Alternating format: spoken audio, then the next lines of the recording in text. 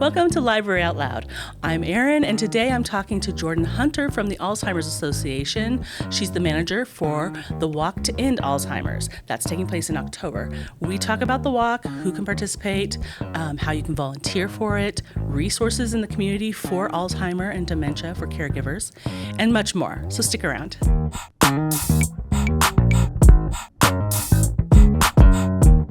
Jordan, welcome. Thank you for being here today. Yeah, thank you for having me. I'm excited to be here. Yes, and we're talking about the Alzheimer Association and the Walk to End Alzheimer's. Yes. And you're in charge of it, I hear. I am. I'm your gal.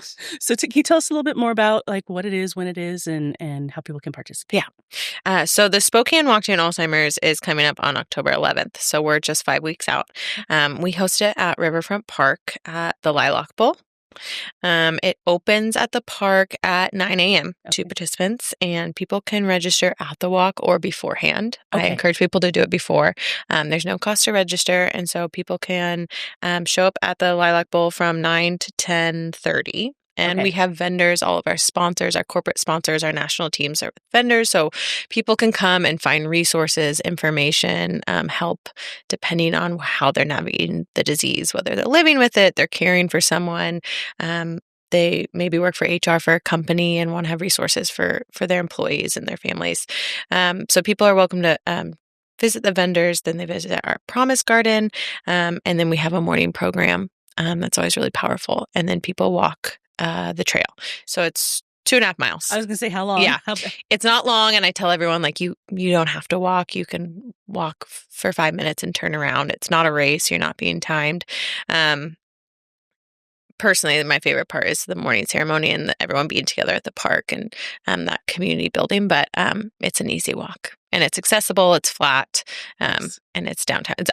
We're blessed to have that beautiful path that goes around through GU and over. So absolutely, yeah. And so you talked about registering early. Yes. So they can go to a couple places, I think, yes, to register early. Yes. I know you'll share the link, but there's one that's, yes, in the description, there's act.alz.org/Spokane.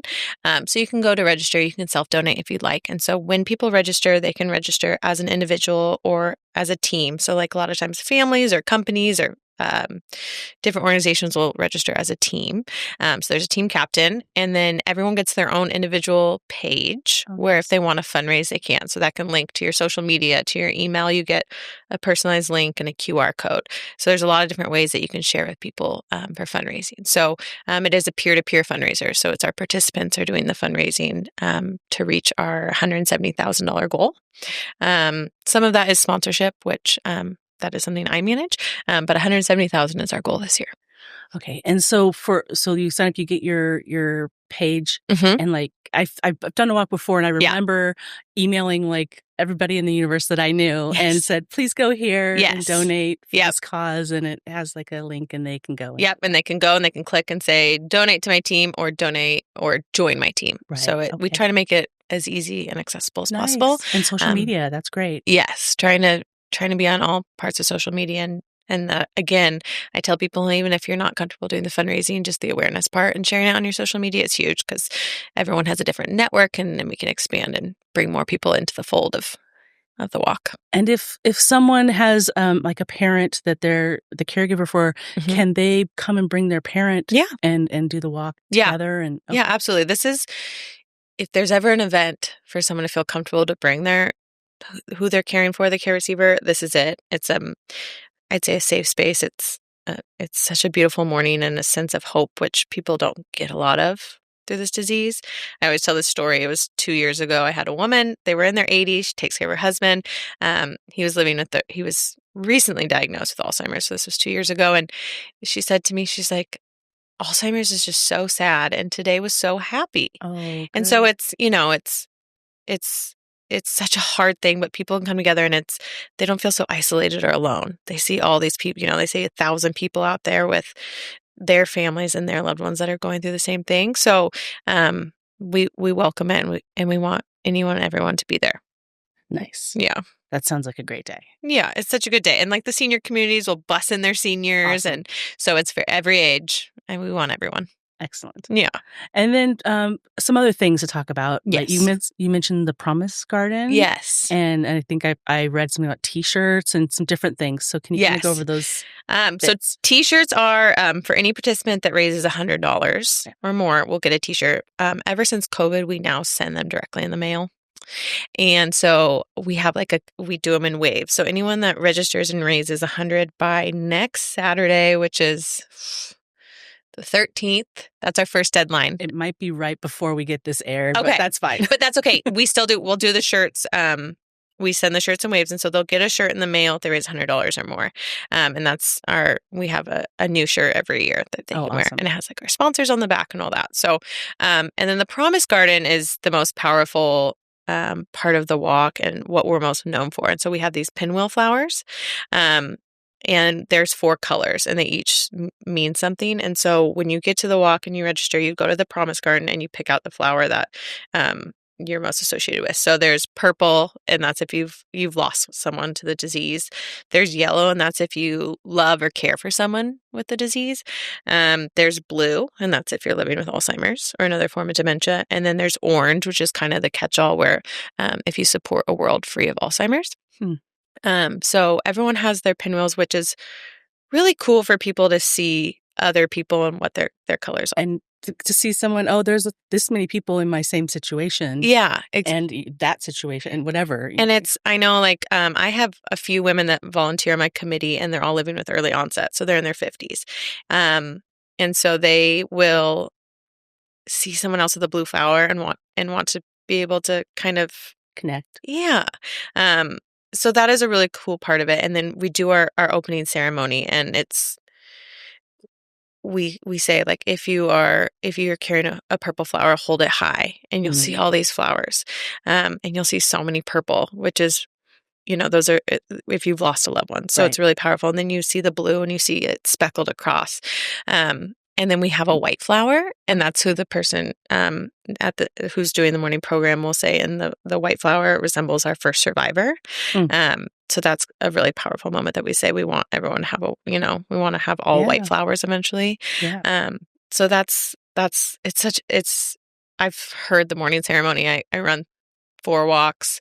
I've done it for 5 years, so I've heard it so many times, but it gets you every time. Up. Yeah, it is. It's really powerful, and it brings again that sense of like you're not alone, right? Because it is so isolating, and so for people to see so many other blue and yellow, and the weight on caregivers is so heavy. So for them to see so many yellow and see like, oh my gosh, look at all these other people in Spokane that are going through the same thing. Yeah, it's powerful. Well, I would think people can make those connections too and talk to other people, and then maybe find a friend. Yeah. Yeah. And that's what I mean. We can connect them to our resources and our support groups that we have for caregivers. Absolutely. And so often the walk is people's first introduction into the Alzheimer's Association. So that's just because we try to be mass marketed and seen as many places to get them to the event. And then they can find our resources, and we can connect them to other things in the community that can help them navigate the disease. Right. Yeah. So it's important work. Yeah. It's just, I'm so excited for the walk. And the more I can talk about it and just tell people to please come. It is a fundraising event, but I don't ever want that to stop anyone. You don't have to, if you don't have the means, you don't have to donate. You don't have to fundraise. We want to be inclusive and everyone to come. If you can donate $5, great, please do. But we want people to be there to have that sense of community and to get those resources. Great. Yeah. Great. Our Tuesday Memory Cafes at North Spokane Library are friendly weekly gatherings that offer a community space for those navigating memory loss and their caregivers. Every Tuesday at 11 a.m., stop into the library to connect and participate in activities, all selected to promote mental acuity, health, and wellness. Memory cafes are a comfortable way to connect with other caregivers and people experiencing memory loss. Be part of something special where understanding and support go hand in hand.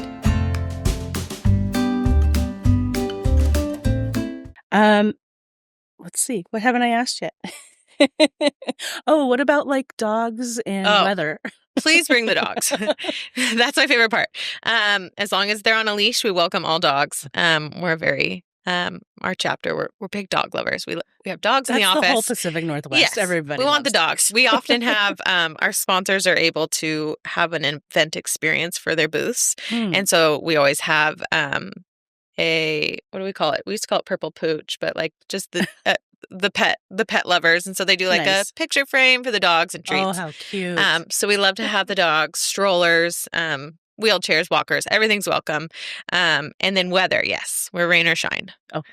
Knock on wood, we've been very blessed the past few years, early October. I know the year before I started, there was snow in Coeur d'Alene at the Coeur d'Alene Walk. Oof. But we did it. They did it. Okay. So, yeah, just plan for the weather.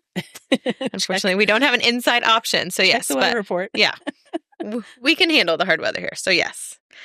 What if somebody, they're like, well, I don't know if I can do the walk, but I really want to be there. Yeah. How can I volunteer? Oh, we are a volunteer-led, staff-supported organization. So if we didn't have volunteers, we would flop. I cannot put on this event alone. I mean, I have 30 tents that need to be put up. We do it at 5 a.m. Oof. Not that all volunteers have to come at 5 a.m.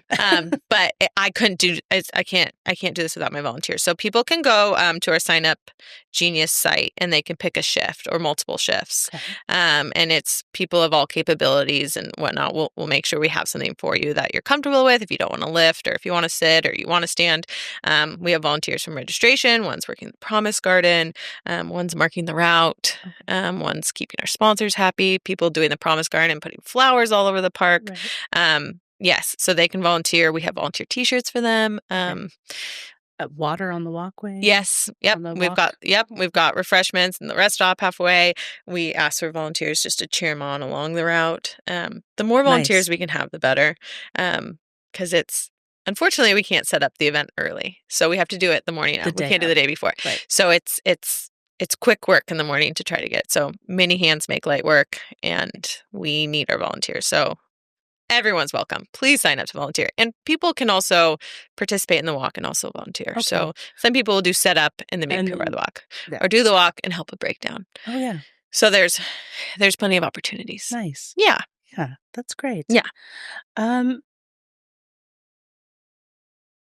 you talk a little bit more about Alzheimer's Association and their fundraising and where those funds go and what they fund? Yeah. So we have, we're very transparent about where our money goes, and I think that's important, especially as a national organization. I was saying it's also a 501c3, so that's in the tax deductible. Yep. Yeah. Category. So, and I think it's like 77% is supposed to go to the care and support, and we're 88%. So there's a breakdown online that shows, but, or maybe it's about 80. Okay. Percent will go to research, care, support, and advocacy. So like all the work we're doing, and I can break those down. And then it's 15% goes back to fundraising. So putting on these events. Okay. We try to get so much of these events, the things donated and whatnot, but often park permits, table rentals, things like that. There is a cost. And then 5% of all of the money we raise, whether it's the Walk to End Alzheimer's or other things, it goes to admin. So keeping the business running. So we try to keep that very minimal. But as far as when people see where their proceeds and where their donations going, so often they're like, I want all my money to go to research. And so of that 80%, so much of it is to research because end game is finding a cure. Find a cure. And yeah. shut down the Alzheimer's Association. Absolutely. That's the dream. I want to lose my job. But it's we are the largest funder of research outside of the U.S. government. Okay. And we fund research all over the world. We do it here locally. We have WSU and UW in the state. And then we do it across the country, and everywhere but Antarctica has research trials. And so there's constantly trials. And it's really cool to see being here 5 years. We now have 2 FDA approved drugs that are to help slow the progression. Okay. And so that has came out in the past 2 to 3 years. And so these are infusions. And so there's been drugs for quite some time that help with like the symptoms. But this is something that can help slow the disease. Okay. It's not a cure, but we say we're on the era of treatment. There's so much happening and so much in the pipeline. Yeah. And I personally know some people that have been on the infusions, and one girl, her daughter said, I have my mom back. Oh, wow. So it brings them this clarity, and it gives them time. So while it's not a cure, I mean, months to a year when Right. you have Alzheimer's, to have that clarity and to be able to be with your family Absolutely. is huge. So, so much of it is going to research. And then, locally here, we have our support groups. We have them all over Spokane County. We have them we try to have them.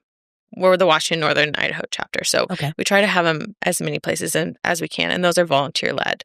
So we have our volunteers, we have support groups, we have memory cafes, which we're doing here Yeah. at Spokane Valley. We also have one at North Spokane Library too. Yes. So Yes. Yeah. So there's a few out there in the community, and those are so cool because it's the caregiver and the receiver that come together, and it's another safe space for them to socialize and just absolutely be able to interact and be out of the house. And then we do education, we do advocacy, we go at the state and federal level. And we have our helpline. It's free 24/7 helpline, 365 a year. And it's the first resource I give to people. Nice. Because it could be 2 a.m. and you're just worrying about something and you can just call. Emergency situations Huge. happen. Yes. And it's even if you're just dwelling and thinking about something, and anyone can call, and it's their master level social workers that are trained in dementia and Alzheimer's. Okay. And so they'll sit on the phone for hours with you. It doesn't matter. It's free. So all of this is funded through the Walk to End Alzheimer's. So, we have a few other fundraisers, and of course there's other donors and people that give straight to the association, but our largest fundraising effort is the Walk to End Alzheimer's. Okay. Yeah. And you said 170. 70. Yes. Let's do it. Yes. I think we were about 100,000 to go. But last year we raised 150. So that's great. We're just trying to keep it building. Keep it building. And a big part is just getting the word out and awareness so people know about the event. Right. Yeah. So you were talking about the number, the helpline. Yeah. Do we have that? I do. Here. It's on every piece of material we have. It's on every website. It's 1-800-272-3900.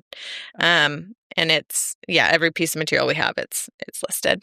Great. Yeah. And, I think we'll probably, I'll talk to my colleague and make sure it's in the description. Yeah, please do. Yeah. We have bookmarks. Say it one more time. I'm going to write it down as you say it. I want to say it. Make sure I say it right. 1-800-272-3900. Right. Yeah, I think it's on our chapter brochure 6 times. We want people to use it. We really do. Yeah. No question is too small. And I know if anybody is listening to this while they're driving or something, and I heard about that. I kind of forget. I don't even know where the website is. Yeah. They could always hop into the library and ask for help, and we'll get them information. Yes. For sure. So. Yeah. And it's, thank God for Google, but we're alzwa.org too. Yeah. We're here. We have a local office in Spokane. Okay. We're kind of by the new soccer one stadium. Oh yes. At Rock Point. So we're there. We also have a staff member in Coeur d'Alene. So we're here locally. We want to help however we can. We're the connector of resources. Great. We might not have the answer, but we'll get you the answer. Excellent. Yeah. Anything else you want to share before we wrap it up? I don't think so. I think just if you're not able to make the walk on October 11th, if you have a conflict the weekend before, we have one in Coeur d'Alene. So we have our North Idaho walk, which is October 4th. 4th. I was trying to do math real quick. Yes. -7. 4. Yes. And that's at Riverstone Park. That's the Saturday morning. And so... is it same time, come in and get registered at 9? It's open 9 to 10. It's a little shorter. It's a bit smaller. We have a few hundred, whereas Spokane, it's about 1,000. So the Walk to End Alzheimer's. Yes. In Coeur d'Alene on the 4th of October, 9 a.m. Get there, register, or register ahead of time. Yep. On the 11th, October 11th, at Riverfront Park by the Lilac, is it Lilac Bowl? Lilac Bowl. Yep. It's right past the clock tower. Okay, perfect. Yep. And again, you can register on the day at 9 or register ahead and share fundraising through social media, through your email. Yes. Please do. And we do this year round. So our fundraising doesn't end till the end of the year. Okay. So I spend from January 1 to December 31st working on this year's campaign and getting people engaged. And you can be a virtual walker. I say if you start that day, if it just kind of skips your mind, you're like, well, it's the 11th. I have to go to the Lilac Bowl. You register. You still have that page to fundraise through the year? You got 2.5 more months. Perfect. So keep it coming. Through the holidays. Yes. You could say, I don't want gifts. I want you to donate to Alzheimer's Association. Do. Yes. We do holiday fundraisers at some of the senior communities and whatnot because fall is hard. It's a hard season. People are busy, back to school, football schedules. I mean, it's, Saturdays are. Yeah. I think we even at the library have a program of how to support your loved ones with Alzheimer's or dementia during the holidays, because they're hard for folks without without those diseases, and for folks with them, it's even, I think, even more. We more come with a difficult. lot of resources for like Thanksgiving and Christmas, especially because there's a lot of probably family members that aren't around those loved ones as often. So just knowing how to communicate with them or seeing the signs and understanding the disease a little better. Well, and everybody gets stressed around the holidays, it seems like. So that just even piles on to all the other stuff going on in your life. That's a big part. And I think so often during the holidays is when people start to see the signs of their loved ones. Because if they're not seeing it day to day, they're starting to pick up on it. So it's definitely a time where, especially that helpline, people Thanksgiving through Christmas, it's used a lot more. That makes sense. Yeah. And so for people to know about us before they need us is huge. So then they can know when and if they encounter it. Statistically, so many of us are going to encounter this one way or another. We're here to support them. And another thing you said that I liked is, if you want to come but you don't want to walk, there's still all of the booths, all of the resources, all of the folks that are supporting Alzheimer's Association that people can come and interact with. They can come talk to you. Yes, I'm there. I'm your point person. I'm running around like my chicken head's cut off like a chicken. I don't know what the word is. But I always tell, because we have a lot of seniors and that want to be there, and they're like, oh, I can't walk 2 miles. I'm like, you don't have to. I will give you a chair. You sit down right next to me and you're fine. And we'll hang out and talk. Just be there for the morning. There's enough people. We have one sponsor that their theme of their booth is the senior lounge, and they have a bunch of chairs. Perfect. So people can relax. And awesome. It's not a race. No one's tracking your time. You don't have to walk. You can walk through the blow up arch and turn around. Perfect. Yes. I won't be walking 2.5 miles, so I won't make anyone else. You've probably been walking all morning since 5 a.m. Yes. It's a long day, but it's worth it. And we're lucky to have the Spokane community want to be a part of it. And the more, the merrier. Wonderful. Yeah.